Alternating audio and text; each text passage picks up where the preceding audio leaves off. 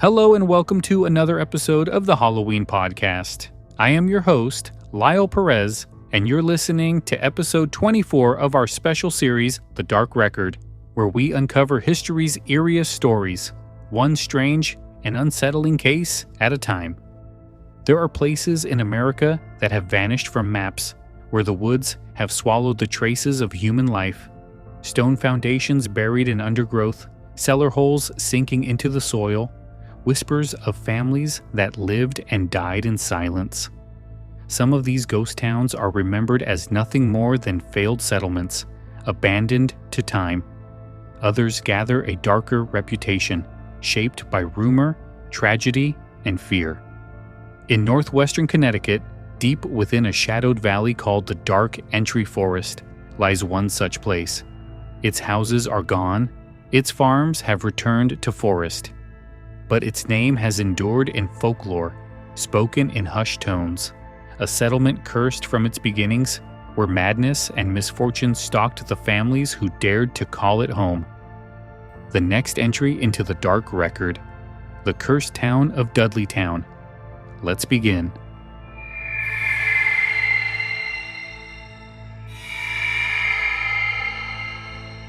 Dudleytown was never really a town in the way the name suggests. It was more a scattering of homesteads, carved out of a rugged valley in the northwestern corner of Connecticut. The first to settle there was Thomas Griffiths in the 1740s. Soon after, members of the Dudley family, Gideon, Barzillai, and Abiel, joined him, giving the place its name. The land was harsh from the beginning. The valley was cloaked in dense forest, and the soil was rocky, ill-suited for farming. Winters were long and cold, and summers brought only modest harvests. What little farmland could be worked was quickly exhausted, leaving families scraping by in near poverty. Even the water supply was unreliable.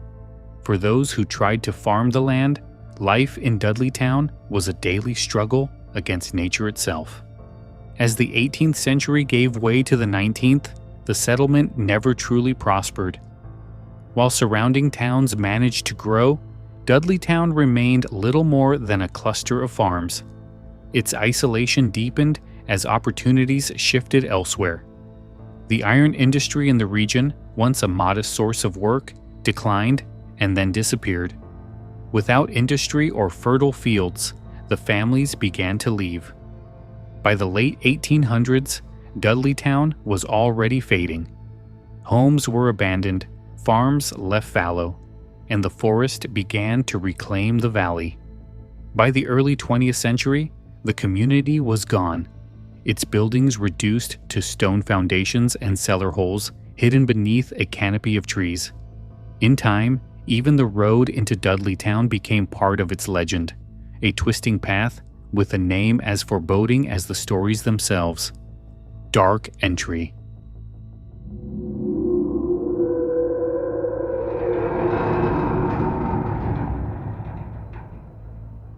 The hardships of Dudleytown might have been enough on their own to explain its decline, but in time, another layer settled over the valley, one of legend. People began to say the Dudley family had brought a curse with them when they came to Connecticut.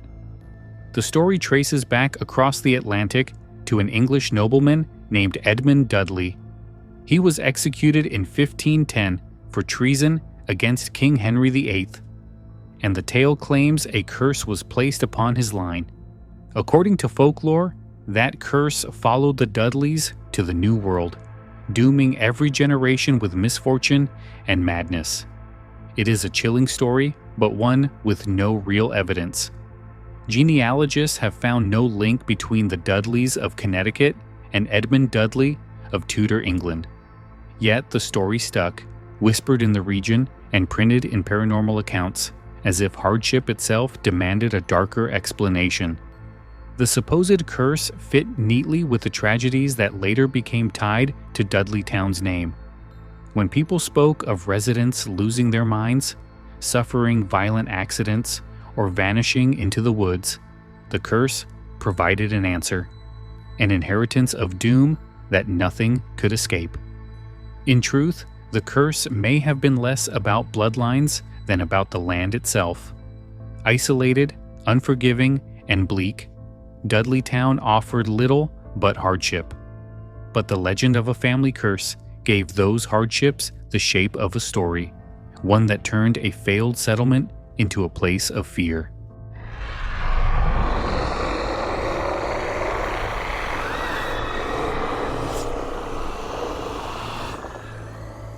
The stories of Dudleytown's curse became sharper when attached to names and tragedies.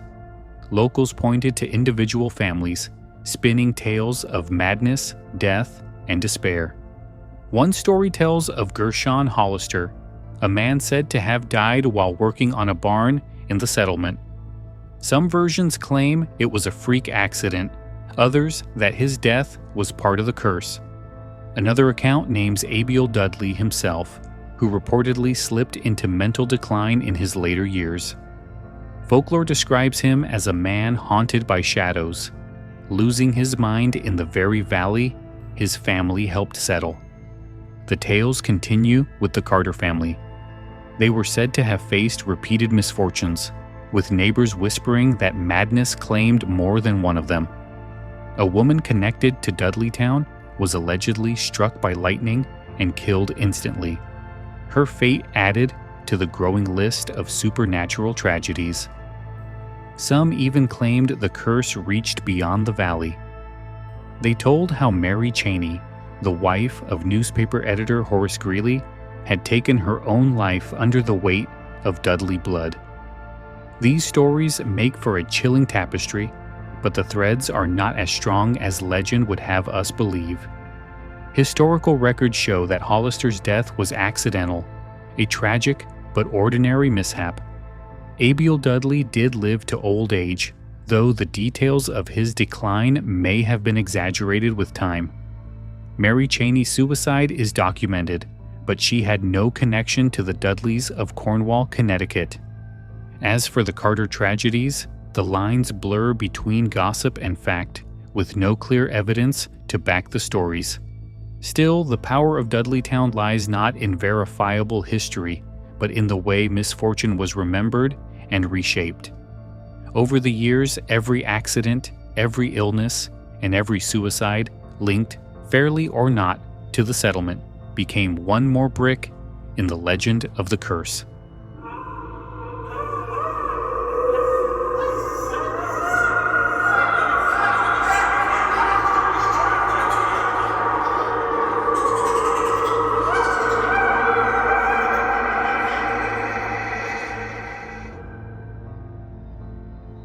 By the early 20th century, Dudleytown was gone. Families had long since abandoned the rocky soil and dark valley, and the forest had moved back in to cover what remained.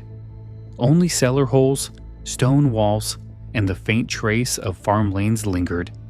It might have ended there, forgotten like so many other failed settlements. But Dudleytown refused to vanish. As the years passed, its reputation grew. Locals began to call the surrounding woods the Dark Entry Forest, a name that captured the mood of the place. Stories circulated of hikers who felt watched as they walked the old paths, of unnatural silences that pressed in like a weight, of shadows that moved even when the trees stood still. By the mid-20th century, Dudleytown had become a magnet for ghost stories. Visitors spoke of strange lights darting through the trees, voices whispering just beyond hearing, and a sense of dread that clung to the valley. Some described it as a place where the energy itself felt wrong, a patch of land soaked in misfortune. Others claimed the forest was home to a gateway, a thin place where something dark slipped through. By the 1970s and 80s, paranormal groups had taken notice. Articles and books pointed to Dudleytown as one of America's most cursed ghost towns. Thrill seekers began to sneak into the forest, hoping to catch a glimpse of the unexplained. With each retelling, the legend deepened, until Dudleytown was no longer just a lost farming village. It was a place of shadows, a valley where even silence seemed alive. The attention brought problems. Vandals carved their way into the forest, damaging what little remained of the stone ruins. Reports of trespass mounted. Concerned for its preservation, the private Dark Entry Forest Association closed the land to the public, posting signs and guarding against intrusions. Officially, no one is allowed inside today. Unofficially, people still slip in under cover of night, drawn by the promise of standing in the most haunted forest in Connecticut.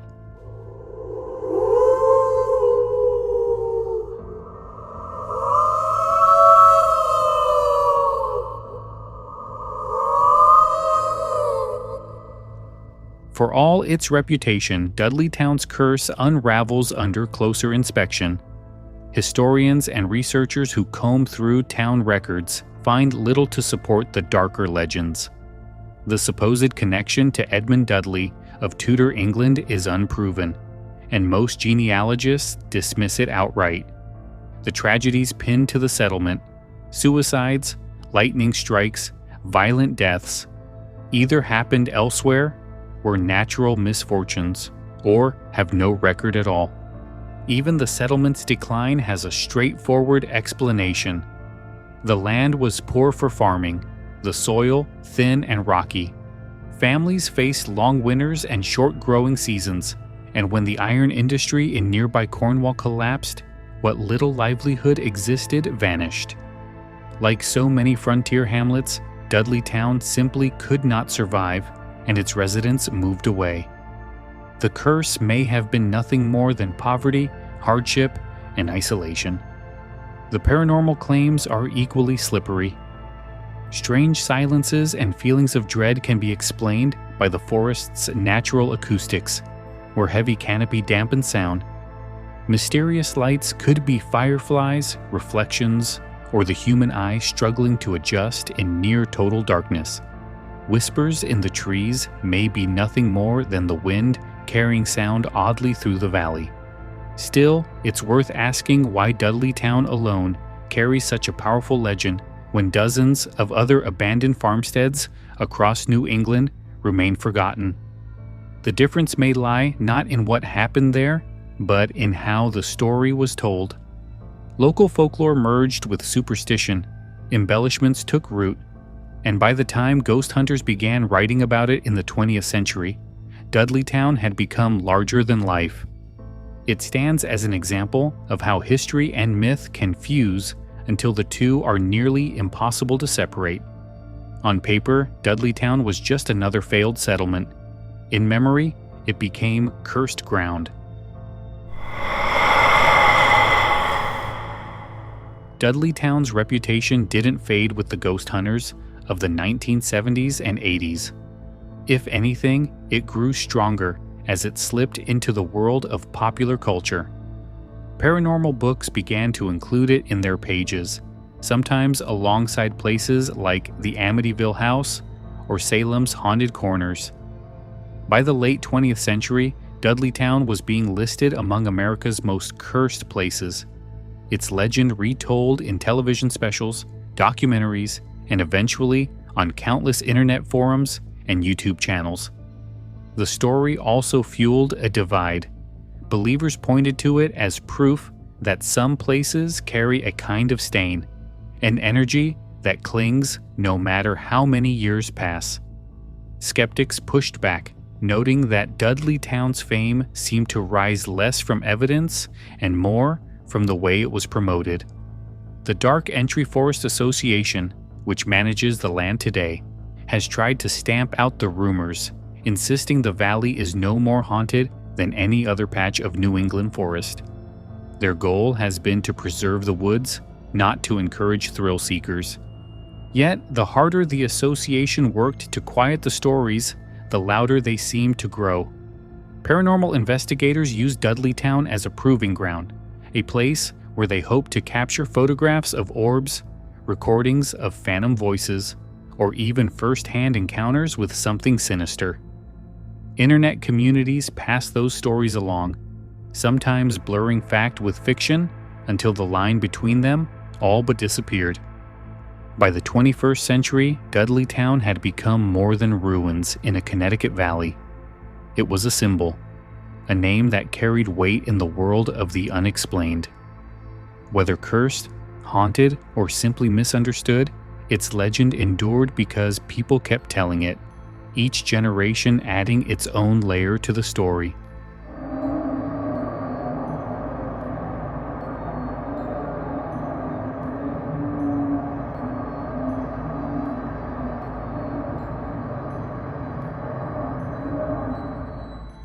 What lingers in Dudleytown is not the ruins themselves, but the story people tell about them. Stone foundations crumble in countless abandoned villages across New England, yet it is here, in this dark valley, that people whisper of curses and madness. The power of Dudleytown lies less in what can be proven than in what has been imagined, remembered, and feared. Legends often grow from places where human struggle leaves its mark. Dudleytown's hardships, crop failures, long winters, isolation were real. Families fought to survive, and many failed. To those who came after, it was easier to explain this history not with soil and economics, but with something darker: a curse. The curse gave meaning to suffering, made sense of misfortune, and offered a story that was far more compelling than the truth of rocky ground and empty barns. It is telling that the silence of the dark entry forest unnerves visitors even today. When the wind stills and no birds sing, when shadows fall across the moss-covered cellar holes, it feels as if the valley is holding its breath. People describe it as oppressive, charged with energy. Perhaps it is only the mind responding to isolation, or perhaps it is the weight of history pressing down, each generation adding another layer to the legend. For me, Dudleytown is a reminder that ghost stories are not just about the supernatural. They are about memory, about the way we process loss, hardship, and the things we cannot easily explain. A failed settlement becomes a cursed town. Empty stone walls become haunted ruins, and in the telling, fear is given shape. In the end, Dudleytown may be no different than any number of forgotten places swallowed by the woods. But because of the stories, it has taken on a life beyond its ruins. It lives on as a place where history and folklore meet, where the line between fact and fear is blurred. And whether cursed or not, its legend ensures it will never truly disappear. That brings us to the end of episode 24 of The Dark Record. We've traced the rise and fall of Dudleytown, an isolated community that became more than a ghost town. Whether born of poor soil, hard winters, or the darker shadows of legend, its story endures. Remembered, retold, and now added to the record.